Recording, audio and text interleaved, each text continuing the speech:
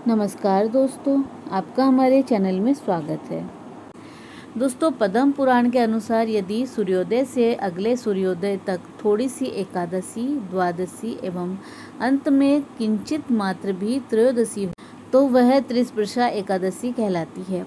यदि एक त्रिस्पर्शा एकादशी को उपवास कर लिया जाए तो एक सहस्त्र एकादशी व्रतों का फल लगभग पूरी उम्र भर का एकादशी करने का फल प्राप्त हो जाता है। त्रिस्पर्शा एकादशी का पारण त्रयोदशी में करने पर 100 यज्ञों का फल प्राप्त होता है। प्रयाग में मृत्यु होने से तथा द्वारका में श्री कृष्ण के निकट गोमती में स्नान करने से जो शाश्वत मोक्ष प्राप्त होता है वह त्रिस्पर्शा एकादशी का उपवास कर घर पर ही प्राप्त किया जा सकता है। पद्म पुराण के उत्तराखंड में त्रिस्पर्शा एकादशी की महिमा का वर्णन है। त्रिस्पर्शा एकादशी के संयोग बहुत कम मिलते हैं, इसीलिए त्रिस्पर्शा एकादशी का व्रत अवश्य करना चाहिए। हजारों एकादशियों का फल है त्रिस्पर्शा मंजुला महाद्वादशी। मोहिनी एकादशी अति दुर्लभ संयोग में यह दुर्लभ एकादशी परम भक्त श्री अम्बरीश जी के जीवन में एक ही बार पड़ी थी। वैशाख मास की अंतिम 3 तिथियां कहलाती है पुष्करणी।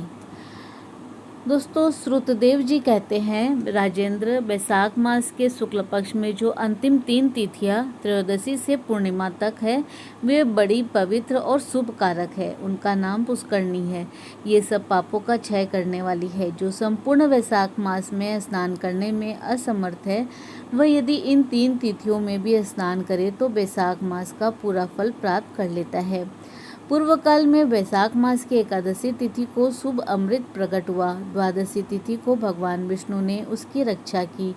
त्रयोदशी तिथि को श्री हरि ने देवताओं को सुधापान करवाया। चतुर्दशी तिथि को देव विरोधी दैत्यों का संहार किया और पूर्णिमा के दिन समस्त देवताओं को उनका साम्राज्य प्राप्त हो गया। इसीलिए देवताओं ने संतुष्ट होकर इन 3 तिथियों को वर दिया। वैशाख मास की ये 3 शुभ तिथियां मनुष्यों के पाप का नाश करने वाली तथा उन्हें पुत्र पौत्र आदि फल देने वाली हो। जो मनुष्य इस संपूर्ण मास में स्नान न कर सका हो वह इन 3 तिथियों में स्नान कर ले तो उसे पूर्ण फल प्राप्त हो जाता है। वैशाख मास में लौकिक कामनाओं का नियमन करने पर मनुष्य निश्चय ही भगवान विष्णु का सायुज्य प्राप्त कर लेता है। महीने भर नियम निभाने में असमर्थ मानव यदि इन 3 तिथियों में भी कामनाओं का संयम कर सके तो उतने में ही पूर्ण फल को प्राप्त कर भगवान विष्णु के धाम में आनंद का अनुभव करता है। इस प्रकार वरदान देकर अपने धाम चले गए। अतः पुष्करणी नाम से प्रसिद्ध अंतिम 3 तिथियां पुण्यदायिनी, समस्त पाप राशि का नाश करने वाली तथा पुत्र पौत्र को बढ़ाने वाली है। जो वैशाख मास में अंतिम 3 दिन तक गीता का पाठ करता है उसे प्रतिदिन अश्वमेध यज्ञ का फल मिलता है। जो इन 3 दिनों में भगवान विष्णु का सहस्त्र नाम का पाठ करता है उसके पुण्य फल का वर्णन करने में इस भूलोक तथा स्वर्ग लोक में कौन समर्थ है। पूर्णिमा को सहस्त्र नामों के द्वारा भगवान मधुसूदन को दूध से नहलाकर मनुष्य पापहीन होकर बैकुंठ धाम को जाता है। वैशाख मास में प्रतिदिन भागवत के आधे या चौथाई श्लोक का पाठ करने वाला मनुष्य ब्रह्म भाव को प्राप्त होता है। जो वैशाख के अंतिम 3 दिनों में भागवत शास्त्र का श्रवण करता है वह जल से कमल के पत्ते की भांति कभी पाप से लिप्त नहीं होता। इन 3 दिनों के सेवन से कितने ही मनुष्यों ने देवत्व प्राप्त कर लिया, कितने ही सिद्ध हो गए और कितने ही मनुष्यों ने ब्रह्मत्व प्राप्त कर लिया। ब्रह्म ज्ञान से मुक्ति होती है अथवा प्रयाग में मृत्यु होने से या वैशाख मास में नियम पूर्वक प्रातःकाल जल में स्नान करने से मोक्ष की प्राप्ति होती है। इसीलिए वैशाख के अंतिम 3 दिनों में स्नान, दान और भगवत पूजन आदि अवश्य करना चाहिए। वैशाख मास के उत्तम महात्म्य का पूरा वर्णन रोग शोक से रहित जगदीश्वर भगवान नारायण के सिवा और कौन कर सकता है।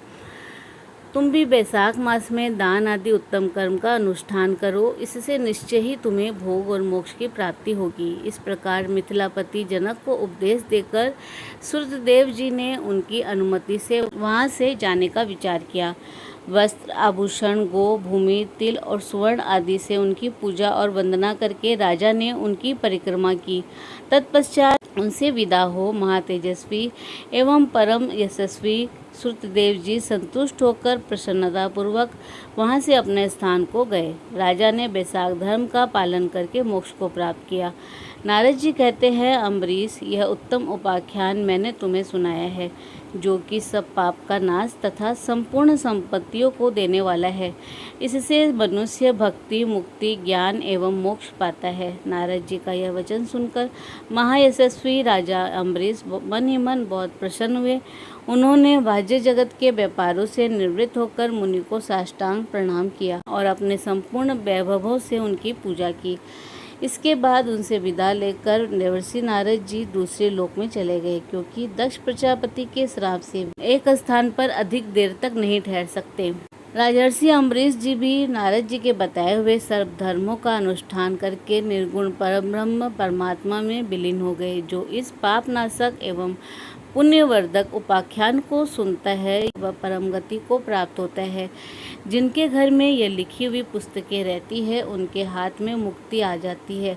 फिर जो सदा इसके श्रवण में मन लगाते हैं उनके लिए तो कहना ही क्या।